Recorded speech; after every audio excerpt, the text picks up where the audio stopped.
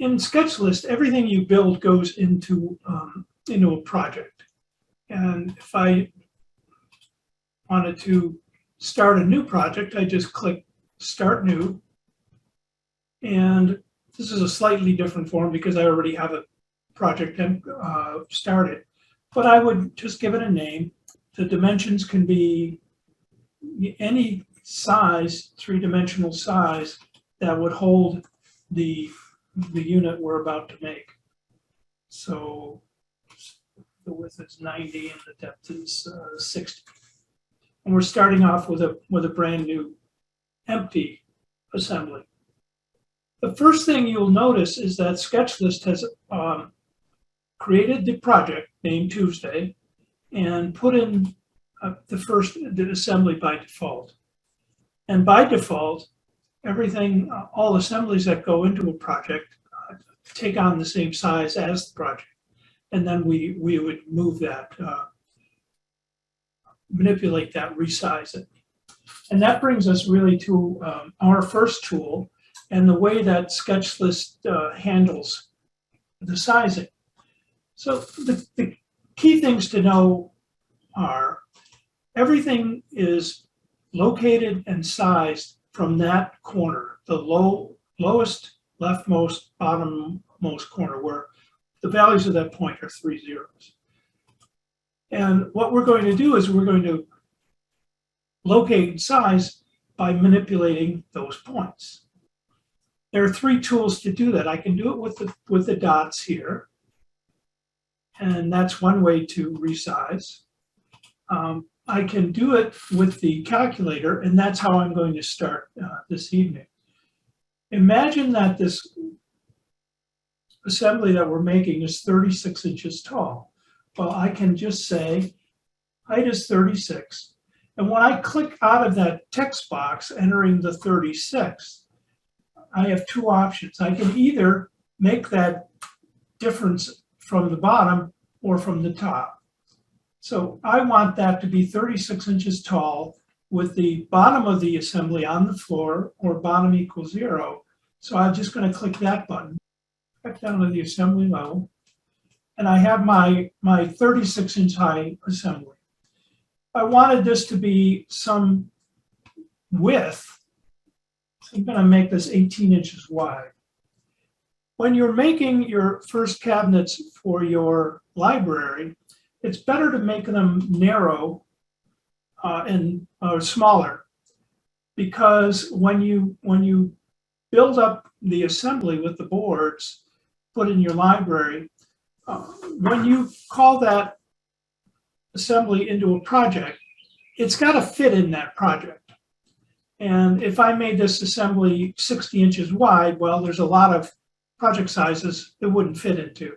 So for your library assemblies, you want to make them a bit smaller. So finally, I'm going to change the depth, and this depth will be 24 from the back. There is the box of my assembly, and it is 18 by 36 by 24.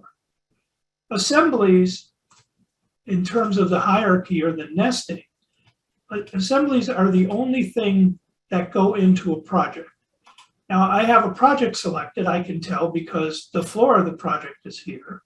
And if I wanted to put in a door, for example, or drawer, I can't, or a door or board, I can't because I'm not at the right level of the nesting. So if I wanted a door and a drawer in here, go to the assembly level, the only thing I see is the assembly.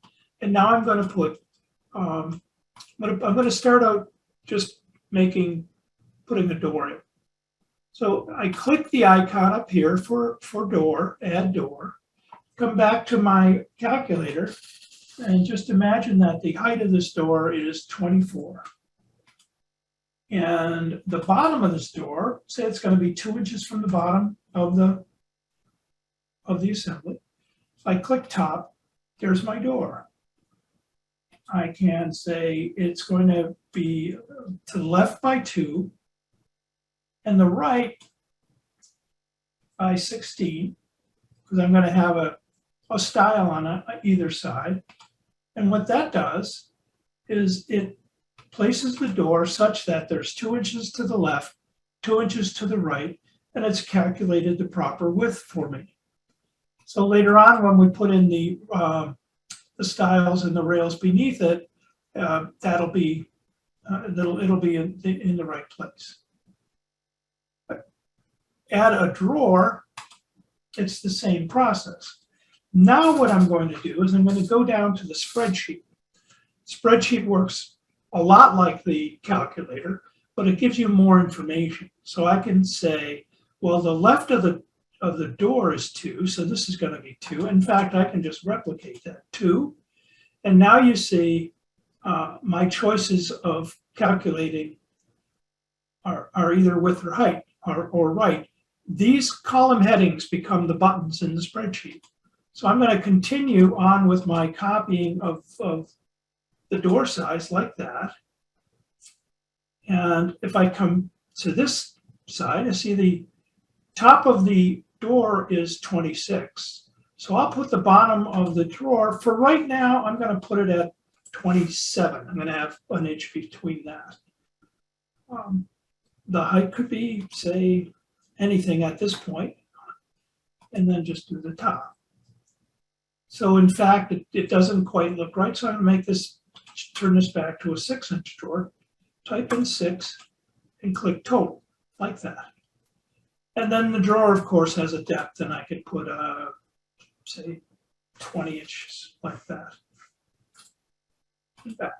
Now I've got the basic structure or shell of the things that we're going to build tonight. I go to the project level, you see it. Now, why do we use assemblies? There's different reasons for that. One is we want to create one object or one entity such that we can copy it a lot, modify it, and not do the recreation of the assembly every time. And that saves a lot of work. For example, now I can take this and I can do a clone and mirror and make an identical copy of this first unit over to the right. Now, if I just delete that and say this assembly was 12 inches from the left of the room, and I do a clone and mirror, now this assembly is 12 inches from the right of the room. And that's how we have, that's how we gain productivity. And I look and I say, well, all right, but really I want this assembly to be 24 inches. So what I can do, I can resize that. If I went to the calculator and said 24 and click the right, you see just the container, the box of the assembly is resized. The door and the drawer are not affected. And that's not really what I wanted to do, I guess. So I'm going to put it back to where it was. All I wanted to do was make the container size bigger. I could use the calculator or the spreadsheet. But if in fact I want to, and I do, to make the door and the drawer reflect that size change, because they're contents of the assembly, I have to use the red dot here. If I right-click the red dot, you see this black box appears. That's where this stretching is going to happen. And now I could say, I want the width of this to be 36. And you see that the door and the drawer changed accordingly. Okay? So the red dot resizes with the contents. And if you go to the calculator or the spreadsheet, you only resize the container. You don't resize the contents. And there's a significant difference. I'm going to delete that. And I'm going to clone and mirror this. Now I've got two of these same assemblies. We haven't built them out yet, and I'll get to that in a few minutes. Want to butt those up against each other. So that starts to show us another series of tools. I already mentioned the red dot, which resizes objects and boards, and the blue dot, which provides a location. So the location of that blue dot is 30 inches from the left of the assembly. Bottom and front are 0. So I'm going to copy that, come here, and say paste. Okay. Now I've got these two assemblies side by side, which, kind of a typical thing in a kitchen cabinet layout. But if I wanted to then turn this into a 2-drawer over 2 doors, what I can do is if I right-click that cabinet and merge these assemblies, come back to the assembly level, you see that I have one assembly. Now, why is that better? Well, if you have a 1-door, 1-drawer assembly in your library, brought it in, you could very quickly clone them and make this configuration. Now, when you do that, if there were actual boards in here, you'd have to adjust, and I'll show you that. I'll show you that also. But I like this because it shows a couple of different things. It provides some guidelines for the design, and it shows the relationship of the containers, doors and drawers, to the assembly and to the project. So if I come back to the project,